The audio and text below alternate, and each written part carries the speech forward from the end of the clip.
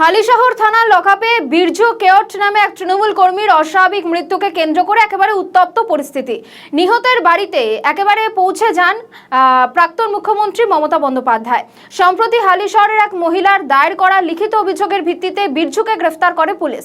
তার বিরুদ্ধে তোলাবাজি, ভয় দেখানো, আর্থিক প্রতারণা এবং বেআইনি অস্ত্র আইন সহ একাধিক জামিন অযোগ্য ধারায় মামলা রুজু করা হয়েছিল।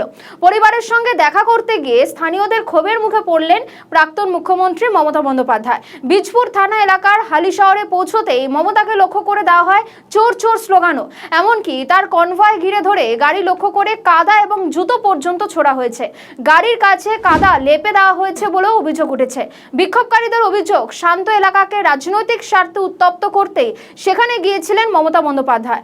আর শুধু যে মমতা বন্দ্যোপাধ্যায় একা গিয়েছেন সেটা কিন্তু নয়। মমতা বন্দ্যোপাধ্যায়ের সঙ্গে দোলা সেন থেকে শুরু করে কল্যাণ বন্দ্যোপাধ্যায়, উপাসনা চৌধুরী, প্রিয়াঙ্কা অধিকারী আরো অনেকেই সেখানে গিয়েছিলেন। এবং যখন প্রাক্তন মুখ্যমন্ত্রী মমতা বন্দ্যোপাধ্যায় তিনি সেখানে পৌঁছলেন, সেই সময় একেবারে বিশৃঙ্খলার ছবি সামনে এলো।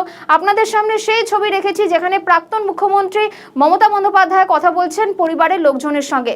পরিবারের লোকজনও প্রাক্তন মুখ্যমন্ত্রীকে তাদের সমস্যার কথা বলেছেন।